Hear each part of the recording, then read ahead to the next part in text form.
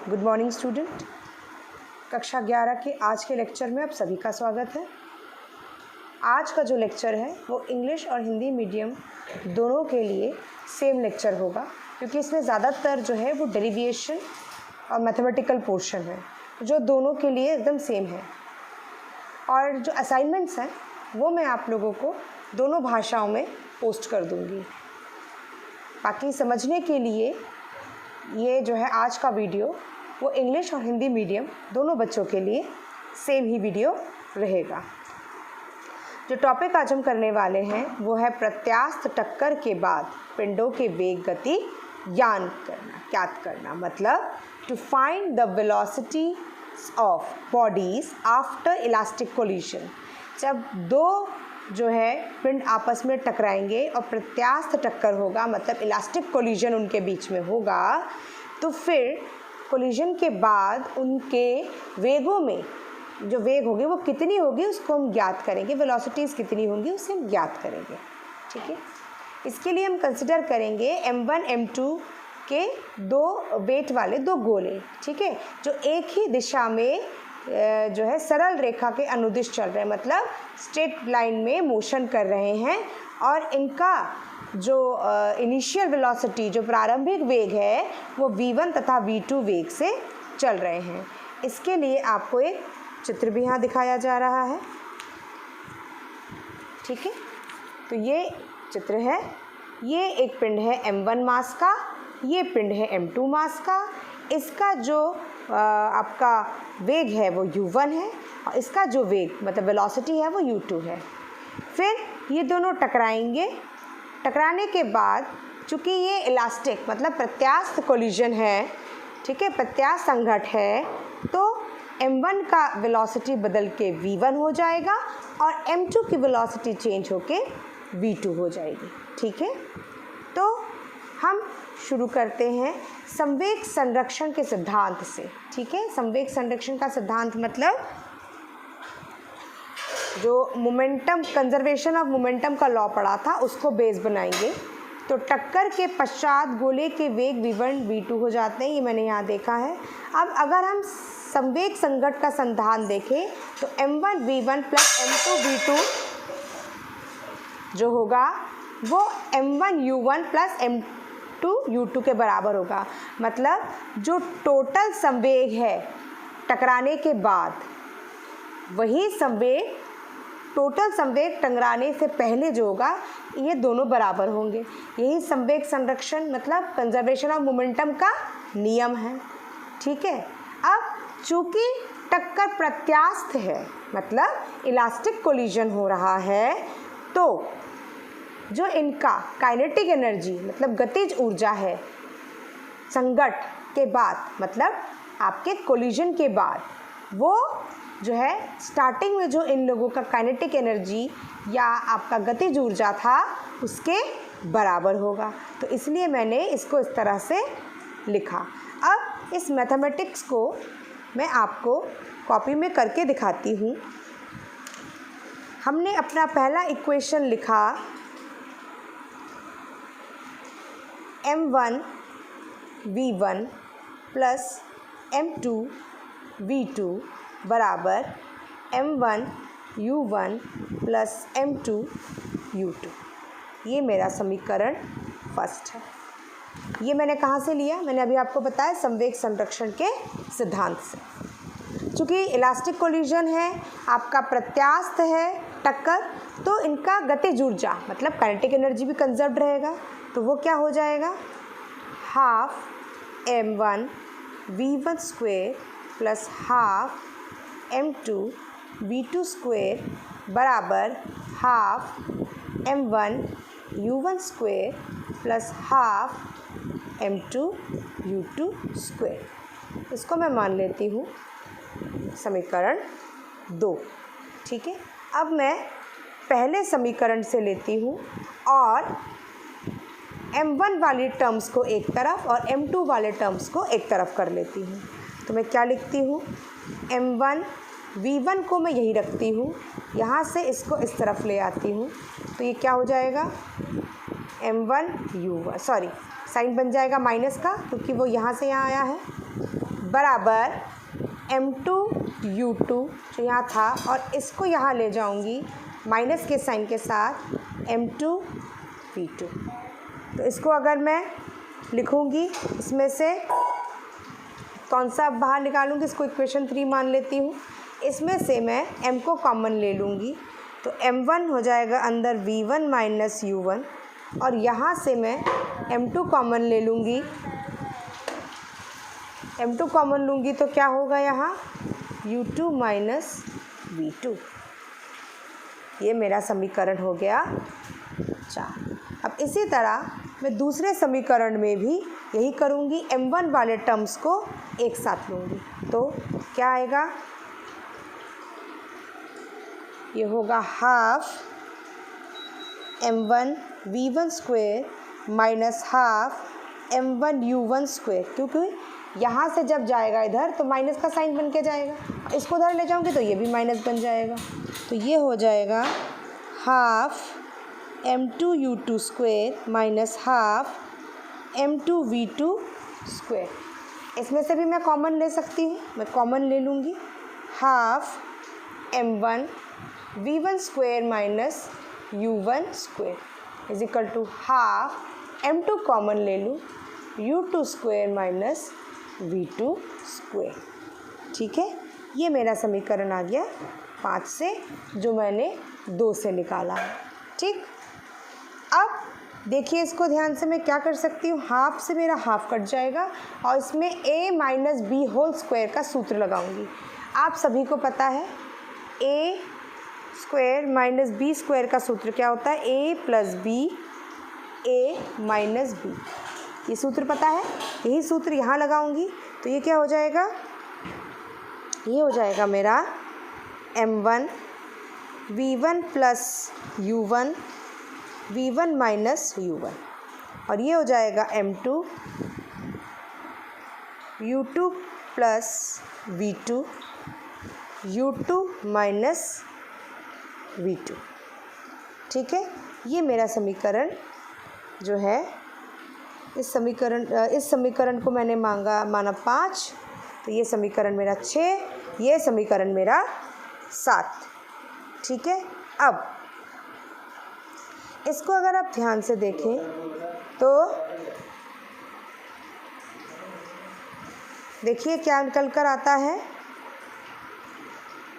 किसका मान मैं निकाल रही हूँ, समीकरण 7 और 4 को बटे करूँगी। ठीक है, तो समीकरण 7 बटे समीकरण 4 क्या होगा, समीकरण 7 क्या है मेरा, m1 v1 प्लस u1 और v1 माइनस u1 अपॉन 4 क्या है, 4 है मेरा ये वाला समीकरण m1 v1 माइनस u1 बराबर, ये था m2 u2 plus v2 u2 minus v2 upon यहाँ लूँगी, यह आएगा m2 u2 माइनस v2। ठीक है, अब ये कटा इधर से, ये कटा। ठीक है, तो मेरे पास इक्वेशन क्या बची, मेरे पास इक्वेशन आई v1 plus u1 is equal to u2 plus v2। तो यहाँ से अगर मैं v1 का मान निकालना चाहूँ तो कितना आएगा, u2 प्लस v2 माइनस आपका u1, यहाँ से मैं u1 को इधर लेके चली गई। ठीक है, ये मेरा समीकरण निकल कर आया है। इसको मैं मान लेती हूँ समीकरण 8 और इसको मैं मान लेती हूँ समीकरण 9। ठीक है, तो यहाँ से मुझे एक इक्वेशन मिल गई। अब ये जो मेरे v1 का मान है ये मैं किस में ले जाके रख दूँगी, इसको मैं समीकरण 1 में ले जाऊँगी। ये मेरा समीकरण 1 था, तो v1 का मान समीकरण 1 में रखने पर देखिए मेरे पास क्या आता है, मैं इसको 1 में रखूँगी तो मेरे पास इक्वेशन क्या आएगी, ये हो जाएगा मेरा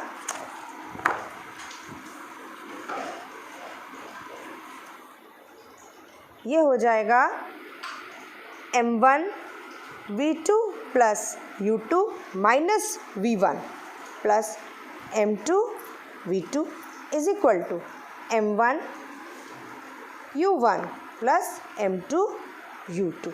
ये मेरा समीकरण नंबर 10 आया। ये वाला एक जो मैं डेरिवेशन करा रही हूँ बहुत इम्पॉर्टेंट डेरिवेशन है, और अगर आप स्टेप वाइज करोगे तो आपको याद करने की आवश्यकता नहीं होगी। ठीक है, स्टेप्स आपने अगर इसका छोड़ा तो ये आपको बहुत कठिन प्रतीत होगा। ये कठिन नहीं है, बस आप स्टेप चलते रहिए। अब मैं इसको अंदर ब्रैकेट ओपन कर दूँगी, तो ये हो जाएगा m1 v2 plus m1 u2 minus m1, यहाँ पर u1 था, u1 plus m2 v2 is equal to m1 u1 plus m2 u2। ठीक है, अब इसमें से कुछ कटेगा, देखते हैं अगर कोई भी चीज़ इसमें से सब्ट्रैक्ट हो सकती है तो मैं क्या करूँगी, अभी ये m1 v1 v2 वाले टर्म्स में अभी यही छोड़ देती हूँ, इनको एक साथ ले लेती हूँ। m1 v2 plus m2 v2 ये किसके बराबर होगा, इधर ले जा रही हूँ टर्म्स को, यहाँ पर ऑलरेडी दो टर्म्स हैं, m1 u1 plus m2 u2 minus m1 u2 plus m1 u1। ठीक है, ये आई, मैं यहाँ से दो टर्म छोड़ के बाकी दोनों को उस तरफ ले गई, ये टर्म आपका माइनस बन गया, ये टर्म आपका प्लस हो गया उधर जाकर। ठीक है, अब इसमें से मैं v2 कॉमन ले लेती हूँ, तो मुझे क्या मिलेगा, m1 प्लस m2, और इधर क्या होगा, ये होगा m1 u1 plus m2 u2 minus m1 u2 plus m1 u1। ठीक है, यहाँ तक मेरा आया। अब देखिए ये और ये सेम है, तो इसको मैं लिखूँगी 2m1 u1 plus m2 u2 minus m1 u2। ये v2 m1 प्लस m2 का मान आया। ठीक है, अब यहाँ तक मेरी इक्वेशन पहुँच गई है। अब मैं यहाँ से v2 का मान निकालूंगी, तो इसको सबके नीचे लेके चली जाऊंगी, तो v2 मेरा कितना होगा, 2m1 u1 upon m1 plus m2 plus m2 u2, इसमें तो हम इसमें से कॉमन ले लें, m2 माइनस m1 इसमें आ जाएगा, u2 कॉमन हो जाएगा, तो बचेगा नीचे m1 प्लस m2। इसको मैं समीकरण 11 मान के चलती हूँ।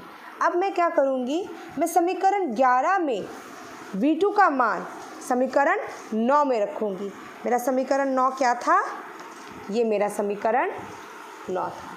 इसमें मैं किसका मान रख दूँगी, v2 का मान रख दूँगी। तो v2 का मान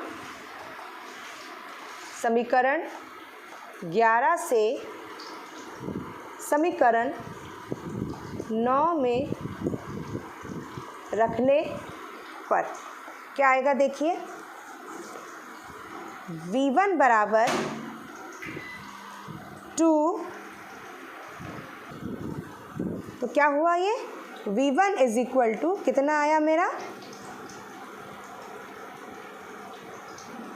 2m1 u1 upon m1 plus m2 plus m2 minus m1 u2 upon m1 plus m2।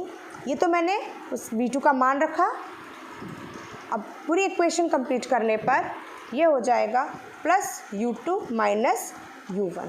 अब अगर मुझे इसको कंप्लीट करना है तो मैं इसका एलसीएम लूँगी। एलसीएम मेरा क्या होगा, m1 प्लस m2, तो मेरा v1 कितना आएगा, 2m1 u1 plus m2 minus m1 u2 plus m1 plus m2 और u2 minus u1 upon m1 plus m2। ठीक है, इसके साथ मैंने एलसीएम ले लिया, ये मेरा एलसीएम यहाँ पर चला आया। ठीक है, अब जब मैं इसके ब्रैकेट्स ओपन करूँगी तब क्या होगा, तब मेरा v1 आएगा ओपन करने पर 2 m1 u1 plus m2 u2 minus m1 u2 plus m1 minus m1 u2 plus m1 u2 minus m1 u1 plus m2 u2 minus m2 u1, इसके नीचे m1 प्लस m2। ठीक है, अब इसमें से कौन से टर्म्स कट रहे हैं, आपको यहाँ दिखाई दे रहे हैं, टर्म्स कट रहे हैं। और देखिए m2, अब इसको एक साथ करिए फिर से। अगर मैं इसको एक साथ करूँगी तो मेरे पास क्या आएगा, देखिए v1 is equal to 2 m1 u1 minus, मैं लिखती हूँ इसको m1 u1 minus m2 u1 plus m2 u2 plus m2 u2। अभी और इसमें से टर्म्स सिंप्लीफाई होंगे, इसको और सिंप्लीफाई करते हैं तो v1 कितना आता है, m1 u1 minus m2 u1 sorry, इसको एक साथ कर लिया हमने, प्लस 2 m2 u2। ठीक है, ये m2 u2 दो बार हो गए और यहाँ पर से हमने कॉमन ले लिया अपॉन m1 प्लस m2। तो ये मेरा इक्वेशन आया, ये मैं इक्वेशन नंबर 12 मान के चलती हूँ। ठीक है, या इसको थोड़ा और सिंप्लीफाई करके लिख देते हैं, v1 कितना आ गया मेरा 2 m2 u2 plus m1 minus m2 u1 upon m1 plus m2। ये मेरा हो गया है इक्वेशन नंबर 12। ठीक है, तो ये मेरे v1 का अगर मैं अलग से वैल्यू निकालना चाहूँ, इसको थोड़ा सा और सिंप्लीफाइड फॉर्म में लिख लेते हैं, m1 m2 u2 upon m1 plus m2 plus m1 minus m2 into बाहर होगा u1 m1 प्लस m2। तो ये मेरा v1 की वेलोसिटी आई। अब इसमें हम केस डिस्कस कर सकते हैं कि अगर दोनों का भार एक जैसा हो, मतलब m1 बराबर m2 हो जाए और वो m के बराबर हो जाए, ये बराबर हो, तब मेरा v1 का मान क्या आएगा, 2m u2 upon m plus m plus m minus m u1 upon m1 plus m plus m। तो ये तो ज़ीरो हो जाएगा क्योंकि m माइनस m ज़ीरो हो जाएगा, मेरे पास सिर्फ यहाँ एक टर्म आएगा 2m u2 अपॉन 2m। तो आपके पास किसके बराबर हो जाएगा, अगर आप इसको देखें तो ये किसके बराबर हो जाएगा, ये u2 के, मतलब वेलोसिटी v1 और ये बराबर हो जाएंगे। इसका मतलब क्या हो गया, इसका मतलब ये है कि वेग बदल गया, मतलब जो दूसरी बॉडी का वेग था वो संघट के बाद पहली जो आपका पिंड था, बॉडी था, उसका वेग उसकी वेलोसिटी बन गई, इंटरचेंज हो गया है, इंटरचेंज हो गया। देख रहे हैं आपको कि जो फर्स्ट बॉडी का अंतिम वेग है वो किसका है, एक्चुअली सेकेंड बॉडी का प्रारंभिक वेग, मतलब वेग जो है, वेलोसिटी ने एक दूसरे को एक्सचेंज कर लिया। इसी तरह अगर मैं v2 का भी मान निकालना चाहूँ तो वो मेरे पास कितना आएगा, ये उसका वही है, वही चीज़ हम m बराबर ले रहे हैं, m और m दोनों को बराबर ले रहे हैं। ठीक है, तो ये फिर फैक्टर ज़ीरो हो जाएगा, मेरे पास बचेगा 2m u1 अपॉन 2m, ये कटेगा तो v2 किसके बराबर आएगा, u1 के। मतलब जो पहली बॉडी का आपका वेग था वो किसका बन गया, वो दूसरी बॉडी का अंतिम वेग बन गया।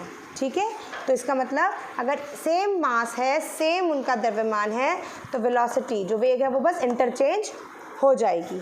इसका सेकंड कंडीशन हम डिस्कस करते हैं, मतलब यदि इफ़ U2 है 0, U2 0 है तो हमें उसका जो है हम इसके से V2 निकालेंगे। V2 कितना होगा 2m1u1 upon m1 plus m2 और हमारा V1 आएगा m1 minus m2 u1 upon m1 plus m2। ये समीकरण मेरे पास आ जाएगा V1 और V2 के लिए। और यदि मैं इस पे ये कंडीशन लगाऊं कि U2 तो 0 है ही है, साथ में m1 बराबर m2 जो है वो भी m के बराबर है, तब मेरा V2 क्या होगा 2m u1 अपॉन 2m, ये u1 होगा, ठीक है, किसके बराबर आ जाएगा, और V1 कितना हो जाएगा 0, ठीक है। तो इस वाले कंडीशन में क्या होगा कि V2 का वेग V1 को मिल जाएगा और V1 जो है वो स्टॉप हो जाएगा, मतलब जो दूसरी पार्टी जो पहले का वेग था वो दूसरे का वेग बन जाएगा और जो पहला है वो रुक जाएगा, ठीक है। तो सेकेंड जो पहला बॉडी है वो अपनी वेलोसिटी अपना वेग दूसरे को का अंतिम वेग बना देगा और जो पहला बॉडी है उसका अंतिम वेग वो 0 हो जाएगा, ठीक है। इसी में हम अलग अलग और केसेस भी डिस्कस कर सकते हैं, ठीक। अब जो नेक्स्ट टॉपिक हम करने वाले हैं वो है आपका द्विविमीय गति में प्रत्यास्थता संघट्ट, 2 डायमेंशनल इलास्टिक कोलिजन, ठीक है। इसमें क्या है, m मात्रा का एक पिंड x दिशा में u1 वेग से गति करता हुआ m2 मात्रा के स्थिर पिंड से टकराता है। टक्कर प्रत्यास्थ है। टक्कर के पश्चात m1 तथा m2 क्रमशः v1 तथा v2 वेग से x दिशा के अनुदिश अल्फा और बीटा गामा से अब चल रहे हैं, मतलब टकरा के सीधे नहीं जा रहे हैं, एक इधर चला जा रहा है। तब इनमें क्या होगा, इनमें इनका जो है मुझे इनका वो लेना पड़ेगा कंपोनेंट। तो हमें पता है कि ये बेस लाइन है, तो ये बेस लाइन में ये क्या हो जाएगा, ये अल्फ़ा है तो ये m1 v1 cos alpha component होगा और ये इसका बेस लाइन है। आधार लाइन है तो आधार में हमेशा कॉस होता है, तो ये m2 v2 into cos beta, क्योंकि एंगल क्या बन रहा है बीटा। तो बस इसमें क्या होगा difference, m1 u1 is equal to m1 v1 cos alpha plus m2 v2 cos beta, ये आ जाएगा। इसमें क्या था कि दोनों बॉडी में से एक बॉडी रुकी हुई थी, दूसरे ने आकर टक्कर मारी, इसीलिए m2 v2 है ही नहीं, सॉरी m2 u2 है ही नहीं क्योंकि बॉडी रेस्ट पे थी, ठीक है। y दिशा के लिए आपका इक्वेशन क्या हो जाएगा, m1 v1 sine alpha minus m1 v1 sine beta equal to 0। क्यों, क्योंकि एक कंपोनेंट इसका साइन कंपोनेंट इधर है, अगर मैं इनका वर्टिकल कंपोनेंट निकालूं y दिशा में निकालूं तो ये साइन है, इससे दोनों की दिशा अपोजिट है, तो बीच में कौन सा साइन आया, माइनस का, रिजल्टेंट क्या है 0। चूँकि संघट्ट प्रत्यास्थ है इसीलिए जो इनका काइनेटिक एनर्जी है वो संघट्ट ऐसे ही कंजर्व रहेगा। दूसरी जो लास्ट टॉपिक है इसका वो है पूर्णतः अप्रत्यास्थ संघट्ट के लिए गतिज ऊर्जा का ह्रास कितना होगा। इसके लिए हमने दो बॉडीज़ मानी m1 m2 की मात्रा के पिंड है जिनका इनिशियल वेलोसिटी मतलब प्रारंभिक वेग जो है वो u1 और u2 है। टकराने के बाद अप्रत्यास्थ टकरा रहे हैं, मतलब एनर्जी का लॉस कहीं ना कहीं होगा। तो टकराने के बाद जो है ये पिंड जो है सट के गति करने लगते हैं और जैसे ये दोनों चिपक के आगे बढ़ेंगे और एक ही वेग v से आगे बढ़ेंगे, ये मान लिया, ये कंडीशन है हमारे लिए। तो इस पे जब हम जो है संवेग संरक्षण का नियम मतलब law of conservation of momentum लगाएंगे तो m1 plus m2v is equal to m1 u1 plus m2 u2, ये तो फाइनल साइन स्टार्टिंग में था तो ये ले लिया, यहाँ टकरा के एक साथ चल रहा है चिपक कर और वेलोसिटी भी ये ले लिया। अच्छा, टकराने से पूर्व जो है काइनेटिक एनर्जी कितनी होगी गतिज ऊर्जा, half m1 u1 square plus half m2 u2 square, ये हमने पहले भी पढ़ा है। लेकिन टक्कर के पश्चात क्या हो जाएगी, मास एक होगा, वेलोसिटी v से चलेगा। इसमें सिंपल केसेस है, यदि u2 0 है 0 कर दीजिए, आपको v का मान मिल जाएगा। काइनेटिक एनर्जी में भी आप देख सकते हैं, इसमें हम किसका मान रख दें, v का मान रख दीजिए यहाँ पर। तो v का मान रखेंगे जब तो ये आपका इक्वेशन आएगा। ये किस तरह से सॉल्व हुआ है देखिए, मैं आपको करके दिखा देती हूँ। जो मेरा K2 है, K2 इसका मान है half m1 plus m2 m1 u1 upon m1 plus m2 का होल स्क्वायर। तो ये हो जाएगा m1 plus m2 m1 square u1 square upon m1 plus m2 का होल स्क्वायर। एक से ये कटा तो बचा मेरे पास half m1 square u1 square upon m1 plus m2। ये काइनेटिक एनर्जी है 2 वाली, मतलब दूसरे की।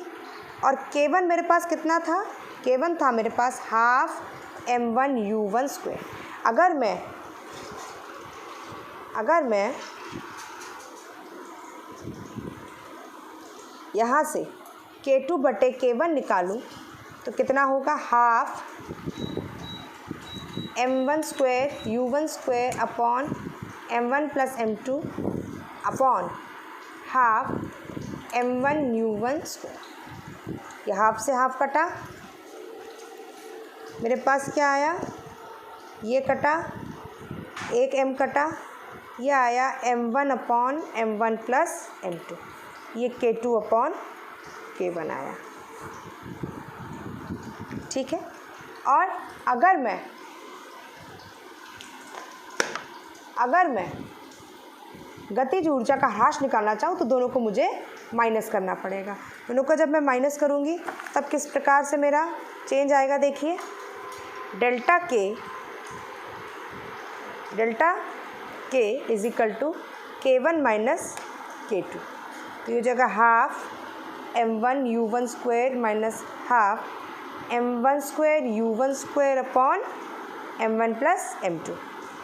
अब इसको हाफ कॉमन लीजिए, अंदर एलसीएम लेना पड़ेगा, तो ये हो जाएगा m1 plus m2 u1 square minus m1 square u1 square upon m1 plus m2 बाहर 2। सॉरी, अब इसको सॉल्व अप करेंगे। इसको सॉल्व करेंगे तो क्या आएगा? m1 square u1 square plus m1 m2 u1 square minus m1 u1 square upon 2 m1 plus m2।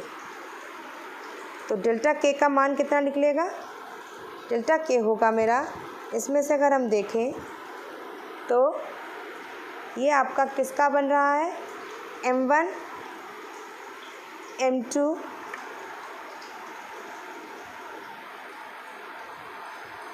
u1 square upon 2 m1 plus m2। क्योंकि आपका ये और ये यहाँ कट गया है, तो ये आपका एनर्जी में चेंज आता है। तो बच्चों, इसी के साथ आपका ये चैप्टर भी फिनिश होता है। इससे कनेक्टेड असाइनमेंट्स मैं आपको ग्रुप में पोस्ट कर दूंगी। प्लीज़ आप अपना कार्य पूरा करें, और कोई भी आपको अगर दिक्कत हो तो आप ग्रुप में या कॉल करके मुझे पूछ सकते हैं। धन्यवाद।